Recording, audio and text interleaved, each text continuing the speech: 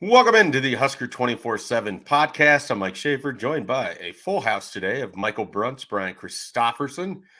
Gentlemen, it is that sort of time in the calendar where we have pretty much spring football. You got baseball is ramped up. Basketball is about to wind down. Where do we want to go? You got the combine. Bruntz is a big combine guy. Have you measured your hand? Did all of your efforts to gain an extra inch on the size of your hand, did it help you? Are you up to an 11-inch hand now? I'm like Andre the Giant holding a can of beer nowadays. Just huge, just mitts. So, yeah, I haven't seen any hand size measurements yet. No. But that's always the biggest intrigue this time of year is how big those mitts are. Remind me again, who are the QBs who struggle in the hand size conversation? Here we go. Jared Goff. Guy. Jared Goff's got some tiny doll hands. There it is.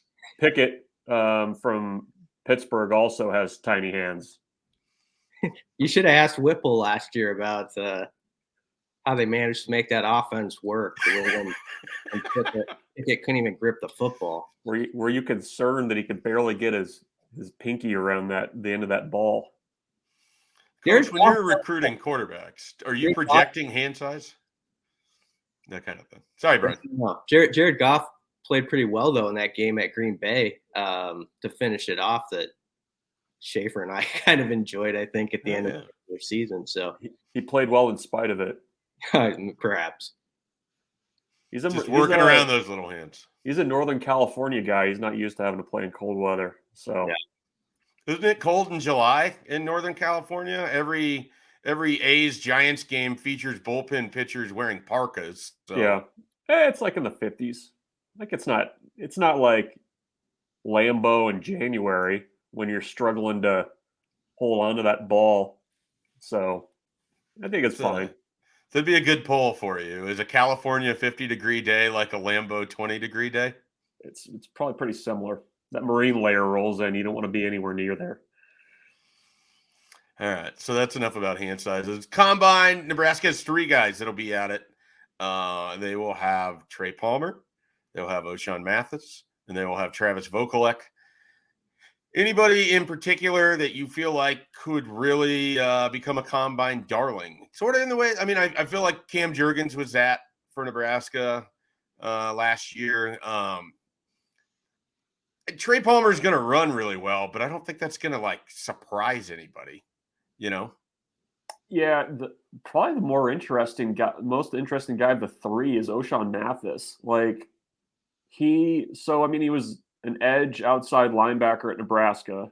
He, at the Shrine game, was playing the 3-technique defensive lineman at, I don't know what he's going to weigh in at today, but he's listed at 260. I mean, that's pretty small for an interior defensive line, but he was actually held up pretty well.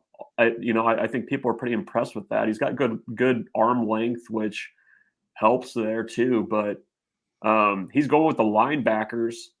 So I don't know. I mean, maybe a team sees something in him that, might be a little bit more unique. We'll see if that happens, but I would imagine that he'll probably test pretty well. I would imagine that he'll do pretty well in drills as well, but he's got some versatility that, maybe I maybe would not have considered that based on what he showed at Nebraska, that, this is a potential interior defensive lineman at times in the NFL. DeAndre Thomas was 260 when he was playing nose tackle back in the day. That's true. He was moving backwards a lot too. Didn't quite go so well for him there in that Bob Diaco plan. No, Vokolek's kind of interesting though. I don't know what he's going to show in Indy that would vault him into the selection category. I mean, I think he's probably an undrafted free agent right now, but that's a pretty well-worn path right now for former Nebraska tight ends getting into the NFL and sticking when they get there. I mean, that would not shock me if he's drafted late, just because I think he's an incredibly safe, you're going to get a number 2, number 3 tight end out of him. He's going to be part of your heavy package on offense. I think he's a really, really good fundamental blocker that has solid hands. The biggest thing for Travis Vokolek And I don't know if you guys remember this, but it was kind of the funniest part of when he first arrived. All of the tight ends could not stop talking about kind of how slow he was, or like he has this like hitch when he runs. And I don't notice it as much when they play, but I just remember Austin Allen and Jack Stoll and those guys just sort of being like, yeah, he runs kind of funny. So I feel like I feel like the 40, if he runs well, would really help him out. Yeah. Well, I mean, and Nebraska listed him at 6'7", 260. I mean, that's a large human being. If he's going to run a pretty good time. So, but I don't know. I mean, he strikes me as a guy that even if he's not selected, I think he'll probably find a spot pretty easily with an NFL roster based on skill set. And that concludes my very amateur Mel Kiper Jr. impression. I think this was pretty good. Brian, Thanks. Do you want to give it a shot? Do you want to be Mike Mayock? Bruntz, have you been reading up on it? Because I haven't. I'll just be honest about it. With Trey Palmer, like, where have projections been for him lately? Day 3 mostly, and a little day 2. Just early day 3, like very, very late day 2 is what I've seen. I mean, I think everybody knows he's going to run well, but it's the other stuff, like the catching balls in traffic, that kind of thing. That's the cause for concern. Yeah. So, I mean, for him, the biggest thing will actually be when they get on the field and, not dropping 3 passes or whatever. Yeah. Yeah. I mean, and then beyond that, I don't know. Were you guys surprised Garrett Nelson didn't get an invite? I was, because I felt like his production was good enough. I just think that he's just probably too much of a tweener. Like, it's hard to project exactly what position he would play in the NFL. I think he's a guy who will have, when Nebraska has their pro day, I would not be surprised if he has a really good pro day. I mean, this is someone who, when he's told that he can't do something, basically goes and figures out a way to prove everybody wrong. I would have liked to have seen him get an invite. The more I think about it, the more I just feel like his kind of lack of definite position makes it a little bit harder. But I think he's going to be another undrafted free agent that's on a practice squad or forces his way onto a roster. Like, I don't think you bet against Garrett Nelson. I really don't. Yeah. Beyond that, I don't know if there's anybody who can surprise us. But at least it pops to my mind. I might be missing somebody. I mean, I don't know what the O linemen who are here have in mind as far as their futures, like your Hicksons and your Bandos, but they would be surprise guys. Now, we have seen those before. I always leave that alley open because we've seen guys, especially in the trenches and the O line, where I've been like, that's not going to happen, and then suddenly he's around for a while. So you never know. But do you guys remember when Marcus Mendoza went nuts at a pro day, and then everyone, like, on our message board and Twitter and everything was like, how do they not use this guy more? He just had like a monster pro day. I forget the thing that stood out to me most. I forget what the exact number was, but he had like some insane vertical jump. Like that was the thing that I remember was like, didn't it start with a 4? Yeah, it was like, okay, like a 41 or something. Yeah. It was one of those things where when somebody does it, there's like that audible ooh, like in the practice facility. Yeah. I always like when that happens. That's a pro day favorite. That and everybody timing on their phones. That's I like when a guy has to throw that hasn't been a QB in since high school, like backup varsity QB in high school, and he's the one who has the arm that can throw to guys at the Nebraska Pro Day. They do it. I'm kind of being a smart aleck because they try to find somebody who's capable, but it's kind of that fun moment when you see that guy doing the arm circles, and stuff like beforehand to get ready. It's like, this is the time to shine, baby. See if there's any hot sauce left in this chicken wing. It's like my favorite part. And usually the guy does pretty well. He kind of rises to the moment. I think it's one of those human things where it's like, I can't let these boys down. I got to put this ball on there. And so it kind of works out. But for most of the Pelini era, it was Joe Gans that they'd have. I was going to say, I remember Gans for a lot of those times. Yeah, and he was ready for it, man. You could tell Gans was had been turning behind the scenes for it. Is he still at Northern Iowa, or did he move on? Still there. All right. Look at that. Anything else we want to add on Combine, Pro Day, memory talk? I don't really have anything else to add. I'll let you guys handle it. Yeah, let's do basketball. It's basketball time. All right. For about 28 minutes of game time and 48 to 55 minutes of real time, that Pinnacle Bank atmosphere was damn near euphoric. One, Nebraska played very, very well at the start of the first half. And then you get into halftime, and a kid banks in the half-court shot on his first attempt. He wins a free trip to Houston. One of the best thing that happened all season. They always do these half-court shots, and they're like, they can go anywhere in the world. And there's only 3 locations that Lincoln's Airport flies to.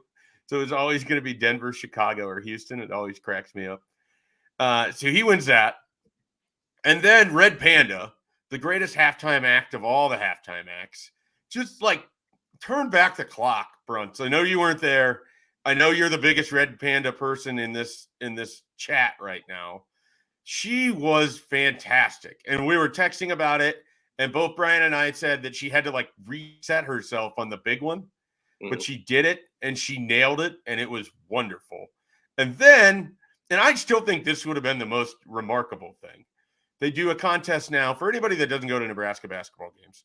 They do a contest. A guy has to, well, it could be a girl, but usually it's been guys, is on the far end of the court and has to putt a golf ball all the way across the court and make it into a hole that is roughly half the size of an iPhone. And he just clipped like the outer edge. It almost like would have been, I think people would have come out of their seats for that as well. Just a reaction of the near miss. I do feel like the courtside seats for that, it's like an added bonus. Like, sure, there's basketball going on, but getting to watch that little white golf ball travel and seeing how close it potentially could go into a mouse hole size, hole, it'd be a lot of fun. That was a highlight. And then Michigan State shot Nebraska out of the gym in a way that I don't think I've really ever seen before from one of Nebraska's opponents. And we've seen teams have absolutely big nights against Nebraska. What Michigan State did was incredible in the second half. Yeah, I felt like Michigan State was getting some pretty good looks in the first half too. And so there was that concern element. Nebraska was up 38-26 at half, but I don't know if you felt this way. I was like, they could have had it up a little higher, actually. I was texting people. I'm like, I don't know why I feel so nervous. There's like 12-point lead here, and it does not feel like that's a 12-point lead. I have to think Izzo and his coaches went in there feeling like as good as they could about how it had gone, how they'd shot it to be where they were. And then they came out, they hit like 5 threes in the first 5-10 seconds. And you kind of knew like, oh boy, this is going to be a hold on your butt situation, which you expect when Michigan State, is in the arena. They're not just going to go down with a whimper. But then there was that resurgence. And it was like that brief little 2 minutes where Nebraska had a little run. And Casey does the pump fake, lets it go, looks away, and it goes down. And Nebraska's up 10. And it kind of reset my mind for a second where I was like, okay, it's because of all you had said, it kind of was this night where it's like, man, everything's just happening right. Yep. When Panda didn't drop a bowl, it's like, for whatever reason, that in my mind was equating to a Husker win. It was just like, this all lines up. It's one of those kind of evenings where you're just talking about it for a while. And, it was incredible. I know Michigan State was probably getting better looks than Hoiberg would have wanted. I don't know if the rotation was quite there on defense. That said, to go 12 of 17 in game action. In a half. Yeah, that's like about the most incredible, like, 3-point shooting statistic I think I've ever seen, honestly, for a half. And you're not going to win then. You just aren't. And so that there you go. So it was a disappointment, but I also think Michigan State's going to be a dangerous team in the tournament, in part because not just what we saw in this game. They really outplayed Iowa, who's playing really well, for 39 minutes and then had a bizarre, 1 minute, and they would have won by double digits there too. And so I kind of think they're rounding into form. And when you look at them on the court, you're like, yeah, they've got some pieces. They're going to be a tough out in the tournament. I think they finish up with Ohio State this weekend, if I have that correct. Yeah. And then they'll be somewhere in the Big Ten tournament. I mean, they played really well, but I got to be honest, in the first half, that was largely the Michigan State team that I feel like I've watched a lot of times this year. Like, they're very Jekyll and Hyde, and they did it to Nebraska. They were horrible in the first half. They did get looks, like Brian said, they weren't making them. But even in the second half, and I understand some of those shots were open, some of them weren't. And they still, like, they had 1.1 seconds left on the shot clock. Guy catches it and just puts it up over Nebraska's defender. Like, there's really no space. Just drains it. Like, didn't touch any rim, nothing. I mean, they were on fire on Tuesday night. And I don't know what version of Michigan State they get from night to night. I don't think they're going to be consistent enough to make a deep run. So that's probably where we would differ. But the biggest thing for Nebraska, they didn't get any help in the last 3 weeks from anybody in the Big Ten. And Penn State keeps winning. So Nebraska is basically guaranteed to finish 11th or 12th in the conference. There's maybe a path where they could finish 10th, but it seems pretty unlikely. And so you've got this year where they played really, really well, and yet they couldn't get out of the bottom 4 in the conference. And they're likely going to take an Ohio State team that's red hot right now. That's probably who Nebraska is going to play regardless of the result against Iowa this weekend. So they've got their work cut out for them if they want to get to a postseason tournament. They have to win 2 games. Like they have to basically either beat Iowa and then beat Ohio State, who they more than likely would play, or potentially Minnesota. Or if they don't beat Iowa, then they have to beat whoever they play in the Big Ten to start, and then the second game, and then that would get them to 500 for the year. That's where they're at. Yeah, I think that's a formula. I'm not positive that you have to be 500 by the letter anymore to be in it, but I do think that's what they're going to have to be. And especially when you do factor in some of the components that they use. I mean, I know I've knocked the net somewhat, but it's a tool that's used in Nebraska's, they're down there a bit on that. So I haven't seen what it is today. They were in the 90s. I think they're going to have to steal one at Iowa, really. And that's going to be tough because Iowa's playing so well. I mean, they just ran Indiana out of the gym. This was the week that was always, you worried a little bit about it because it's been such a fun run, but it was, you were really walking into some very difficult matchups. And, Nebraska is a completely different operation too than the time when they took out Iowa with their sort of defensively. That was a completely different Husker team than they are now. So I don't know how this one sort of, guess, matches up against Iowa. I don't know if I feel quite as good about it in that particular matchup for whatever reasons. Yeah, I'm with you. I think it's going to be tough. We talked on Tuesday, Brian.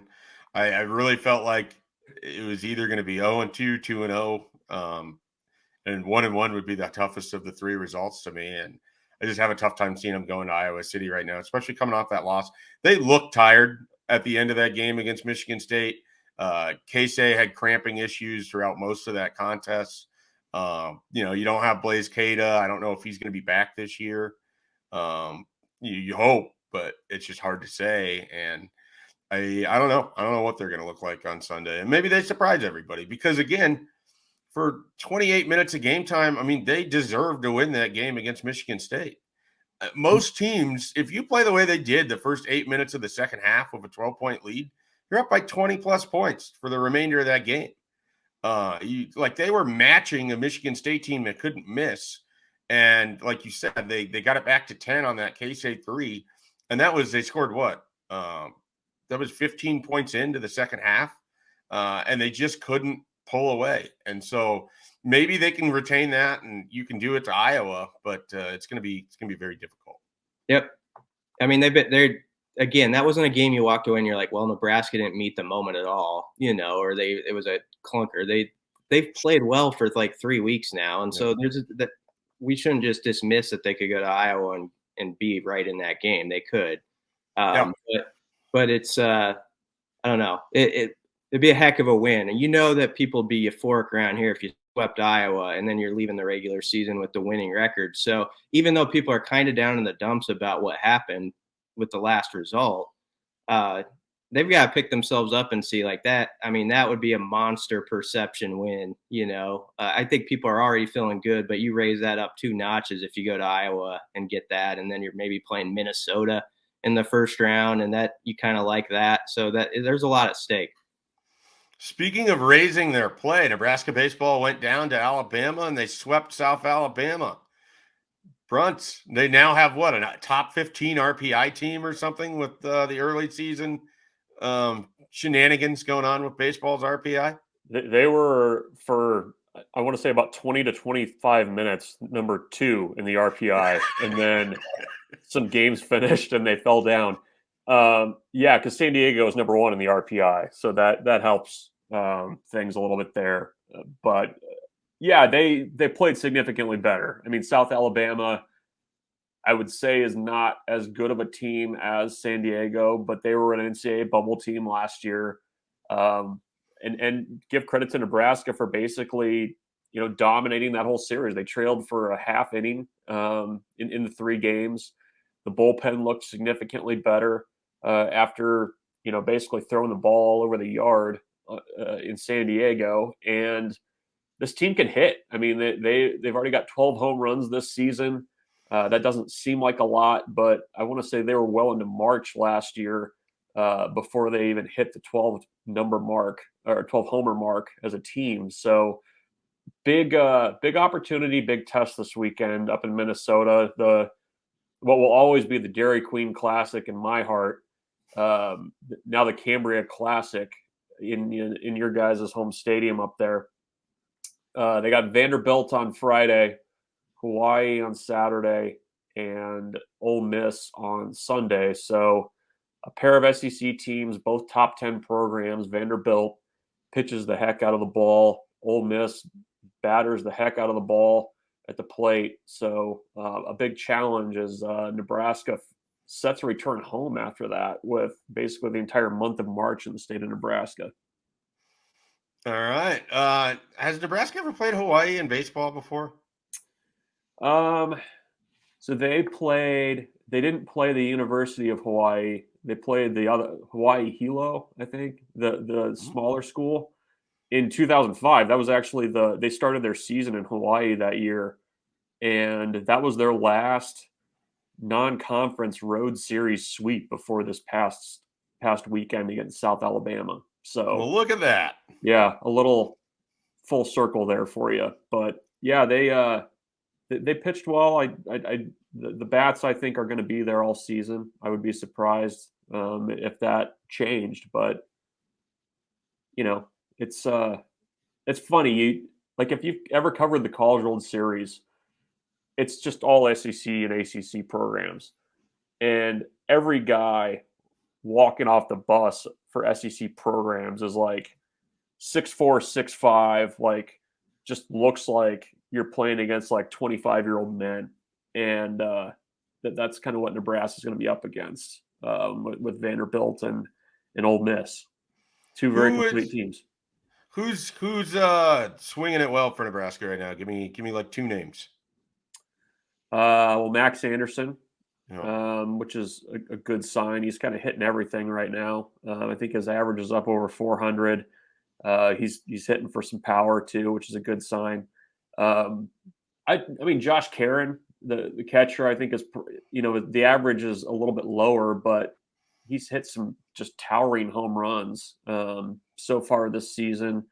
He's kind of hitting the way that I think he always has. Like last season for him was such an outlier. Like he had 2 great summers, even before he came to Nebraska. 1 good summer then, and then last summer in the Northwoods League. And he's finally hitting here like he has been in practices and other places. So that's a positive sign. I mean, you think about it this way. I mean, Griffin Everett was basically Nebraska's whole offense at times last year. And he can barely get in the lineup this year just because of the depth that they have at catcher and first base and DH. So that's just a sign, I think, of kind of how they've reset the roster and the lineup this season. All right. Any final thoughts? I don't. No, nothing there. Mm-mm. PC, you got anything you want to tell the good folks at home? No, not today. We can get into more marching band history in another podcast. That was fun when we went down memory lane. Yes, we can. Those two guys will not be back with us when we return, but I will be here and I'll be talking to 24/7 Sports East Coast analyst Brian Dohn. We're going to get into a little East Coast recruiting, going to focus on the state of New Jersey. Brian Dohn told me before the podcast he grew up watching a lot of Nebraska football because they played in nationally televised games, and he feels like that's part of their success in the state of New Jersey. So stick around. More of that on the way here on the Husker 24/7 podcast. Welcome back to the Husker 24/7 podcast. I'm Mike Schaefer, and now I am joined by 24/7 sports analyst Brian Dohn out in New Jersey. He's going to talk to us about Nebraska's recruiting out on the East Coast. Brian, how's it going? It's going well. Can't complain when it's late February, early March, and it's consistently in the 60s. Yeah, it snowed this morning here in Lincoln, but I'm happy for you out there on the East Coast. Just couldn't be happier, Oh, thanks, man. I appreciate that. Yeah, you'll get it coming. You're gonna get that late winter weather when you least want it. It'll pop by, I'm sure. Listen, lacrosse season starting for my kids, and that means ice storms. So yes, I agree. Yeah. So lacrosse, like, is that something they just grew up with, or did they dive into it as they got a little bit older? Like, is lacrosse really big out there? They started playing. My older one's a senior now in high school. He started playing, I think, in second grade, and I got a freshman in high school who started playing, probably about the same time. And it's a big sport here. My kids grew up playing basketball, lacrosse, soccer, and kind of some of the things that they gravitated to. But no, look, I'm in New Jersey, right by Rutgers, which I think some of the Nebraska folks may be a good compass for them. But Long Island and New York, Baltimore, New England are all lacrosse hotbeds. So it's a sport that has picked up a ton probably in the last decade. Yeah, it's starting to grow a little bit here in Nebraska. You're starting to see some like club teams that travel to play and other events and all of that. So, but that's not why I'm sure people are listening in right now. They're not here to talk lacrosse. That's the beautiful thing about the Husker 24/7 podcast. We never really give you what you want. You just get what you get. So, you're welcome to wherever you want to go with it, Brian. You're welcome to go, because the rest of us that populate this podcast are pretty open about just talking about anything that isn't football. Yeah. However, we'll start with it. So you've had kind of a fascinating media career out of a lot of the people that I've talked to at 24/7 Sports. I mean, you've been on both coasts. I feel like you've covered everything from a World Series to UConn winning a national championship in basketball, or at least competing for national championships in basketball. I mean, you've been all over the map sports-wise. But what do you know about Nebraska football? I know I grew up watching it and watching the triple option and, the Mike Rozier days. And I used to, I remember sitting down watching whether it was Jamel Holloway running the option at Oklahoma. Like one of the things that you have to understand about this part of the country is, where I live, I'm 35 minutes from New York City. So you're talking about Giants, Jets, Knicks, Nets, Rangers, Islanders, Devils, NYFC, Red Bull.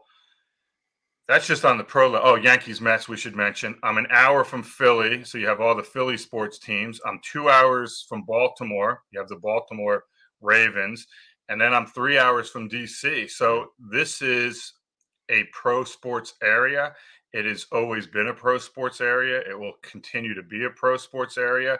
And I think, why does that matter? Because growing up,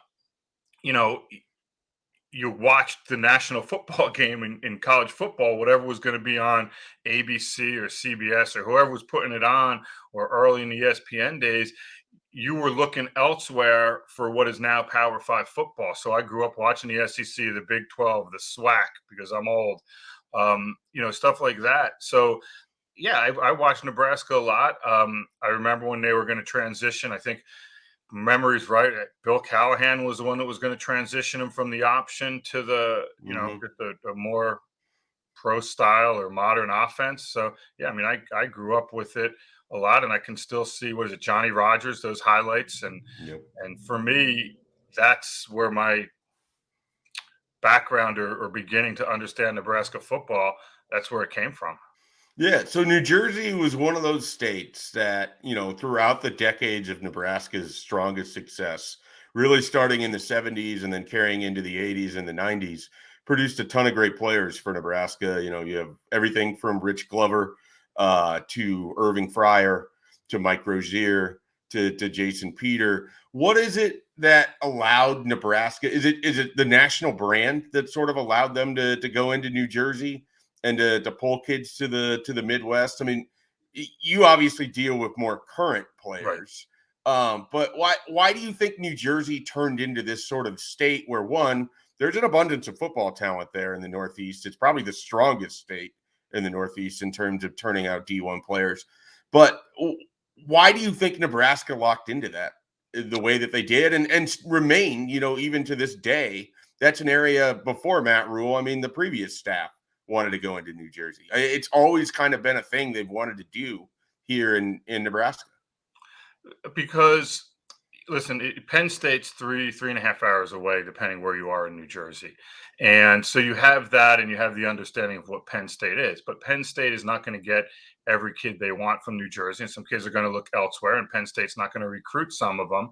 And listen, if you're going out to Lincoln and you're going to see 80,000 and the only thing that matters is Nebraska football, that's going to appeal to a family, to a 17 or 18-year-old kid. Listen, we talk all the time about kids, and they'll talk about, well, here's the academics, here's the major. Listen, man, kids don't pick schools because of academics and because of majors very often. I mean, the percentage is so small. And so they fall in love with everything that is Nebraska. And, you even go to the current state with Nebraska and recruiting, and we talk New Jersey, but listen, they're more active and are going to be more active in Philadelphia and that area and the suburbs there than they're going to be in New Jersey. That's just a fact, and it's backed up by what they did right when Matt Rule got the job and getting 2 kids out of Philly and a 3rd transfer from Philly. And they all talk about when they go there, hey, it's just different. Everybody loves Nebraska. I don't. Unfortunately, the stereotype when you hear from kids is, well, it's not all cornfields. Well, no, It's not. I mean, you have technology and places to live and engineering everywhere. We got Wi-Fi and everything out here. Yeah, Brian. It's amazing, isn't it? Yeah, and so, but I always look at, and so they get there and they're surprised. So it's more than they expect. And then on top of that, you still have the football tradition. And listen, you can talk about what football was like in the 70s and 80s in Nebraska, and that's good. And you go back to the Tommy Frazier days, and yes, I mean, Nebraska was great. And do these kids know who Tommy Frazier is?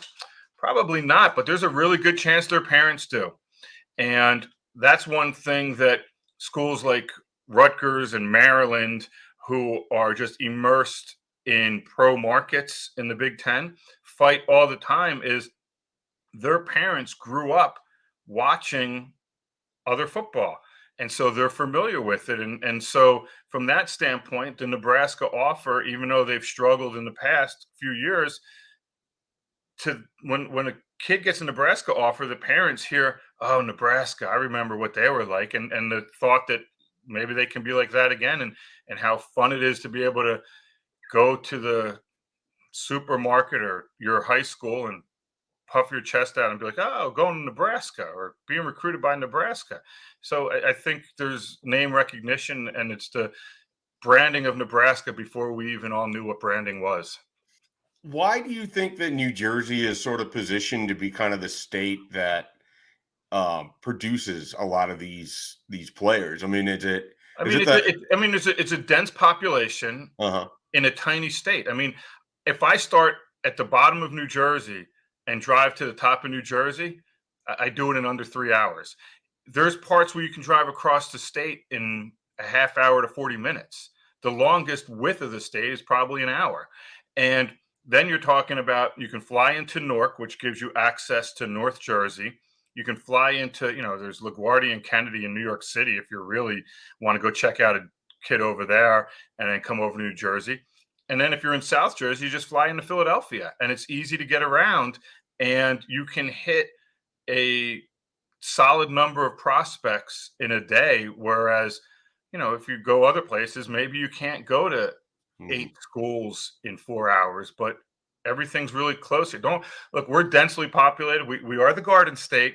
So once you get south, it's a lot of, I live across the street from a farm, but it's densely populated, and they love playing football. Yeah. So how come so many guys, and this is something I've noticed over the years, and I've just thought to ask now, is it the New Jersey school system or even the private school system that draws so many players from New York down into New Jersey to compete in athletics? Yeah, I think what you see is more of the North Jersey parochials, whether it's Don Bosco, Bergen Catholic, at one time Paramus Catholic, St. Peter's Prep. They'll draw some kids from all over the state. And because Bergen Catholic and St. Joe's Montvale and Don Bosco are literally 10 minutes from the New York border, it's easy for them to come over, especially like some Spring Valley kids, which, is north of New Jersey, not to the east like New York City is. But yeah, it's just easier. And listen, they pay their high school football coaches at some of these schools well into 6 figures. And that's how they market and brand their school. So football is very important to them, and you're going to get seen and you're going to get coached. So it makes sense for a lot of these kids to do that. Yeah. Matt Rule has connections to New York, New Jersey. I think New Jersey was kind of his getaway place when he left Carolina after being fired there by the Panthers. He's got deep ties. His staff has ties. How do you think he'll be received out there, going in and doing in-home visits or doing visits in schools in the months of December and January moving forward? Yeah, he'll be fine. I mean, listen, I know we keep talking New York, New Jersey, but Philadelphia.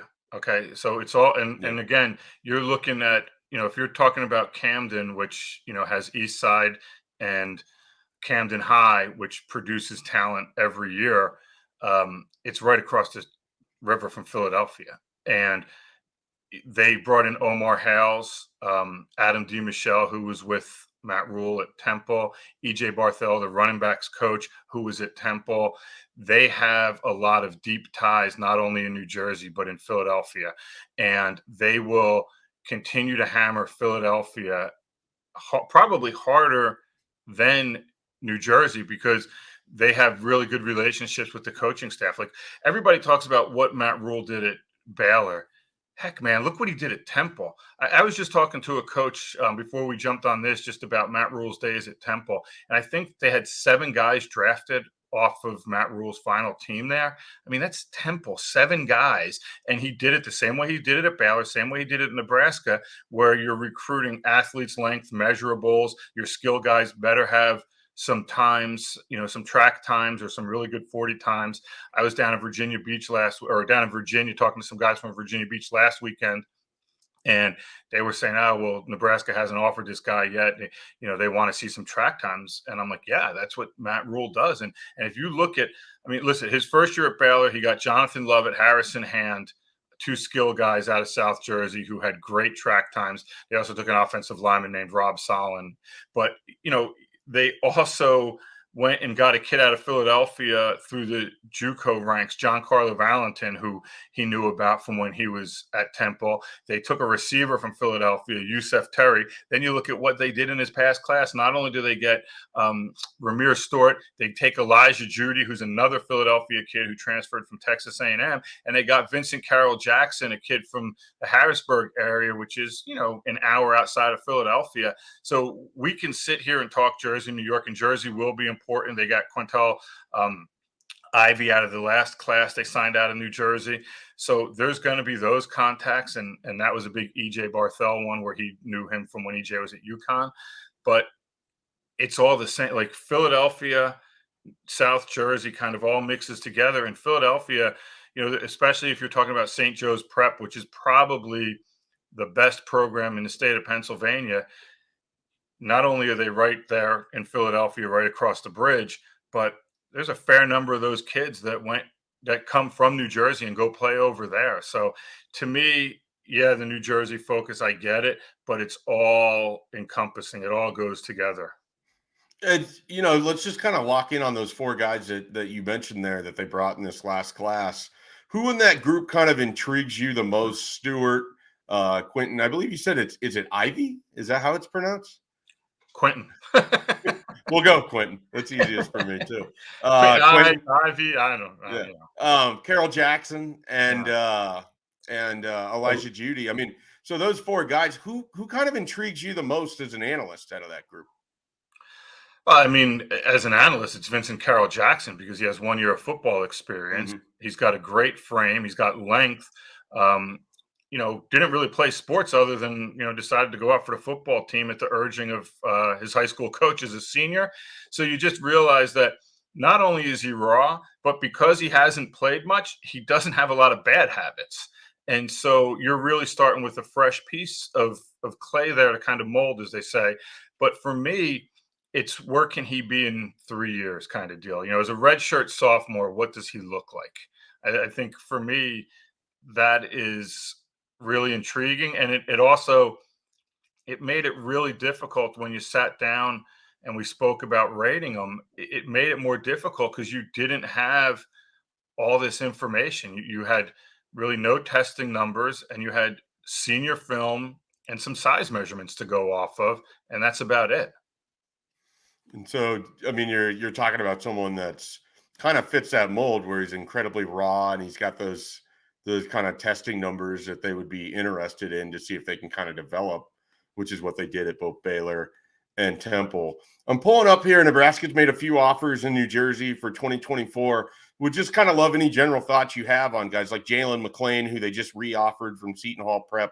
Right. You have Willie Love and Kaj Sanders. Just any thoughts on those guys off the top? Yeah, I mean, obviously they're all kids that we like as a network a lot. I believe they're all 4-stars. Yeah. Yeah, I think and Jalen has put up some really good track times that will cause us to give a different kind of look to him and reevaluate him. But yeah, I mean, I think for the most part, so if you're talking about Kaj Sanders, he comes from a school that obviously Nebraska knows well with Bergen Catholic because they had, Mike Dawson was the former coach at Nebraska. And so he recruited there and had some good ties there from his time with the Giants and is well thought of there. And Ramir Stewart talks well about his experience at Nebraska. So I think for whether it's Kaj, whether it's Willie Love, whether it's, McLean, the key is just get him out to campus, let him see everything. I know, Kaj really likes Penn State. He was there recently back in January. McLean has been to Rutgers a ton of times, also likes Penn State a lot. And Willie Love, at one time it looked like he was going to IMG. Everything I hear, he may not be down there yet, but he's a Camden kid, Camden East Side, which again is right in the wheelhouse of some of those guys on the Nebraska staff. So for me, I think Nebraska could have a shot with all 3 of them, but until they get out to campus, it's just all rhetoric. Absolutely. All right, Brian, we'll appreciate a few minutes of your time here today to kind of deep dive into Nebraska's efforts out there in New Jersey and Philadelphia and the surrounding areas. I know that you've recently become a big Keisei Tominaga fan. So I just wanted to point that out to our listeners as well. Well, I'll say this. So I live like 15 minutes from Rutgers. And so once in a while, tickets will fall my way. And I went to watch the game. And you would think at some point that somebody would have guarded him on Rutgers and all the rotations. And look, Nebraska did a good job of moving the ball around. And I love Hoiberg. And, you brought it up at the beginning. My background, yeah, I covered UConn. I covered UCLA basketball when they had, Kevin Love and Aaron Aflalo and Russell Westbrook and Luke Richard, Bamute and Alfred Aboya. So they went to 3 straight Final Fours. So I love my hoops too. Hoiberg's, I think he does a fantastic job, X's and O's. And then I start watching Nebraska more, and I think it was the Maryland game where the kid lit up Maryland again. And it's like, look, he's got that pretty lefty shot, a nice release, just smooth. And it's like, and he's a savvy player, right? He makes some great cuts. He reads the game really well. But it was amazing to watch a guy who doesn't have the biggest build just start lighting teams up in the Big Ten. It was kind of funny, to be honest. Yeah. Well, he's been a big part of Nebraska's resurgence here in February. All right, Brian, appreciate your time again. We'll get you on here at Husker247. People can check out your stuff on our site on 247 Sports. You have stuff up every single day. And now that Nebraska has these Philly connections, we're going to expect you to have plenty more stuff at Husker247. Everyone, check out everything we got going on at the website. We'll be back with more podcasts later this week.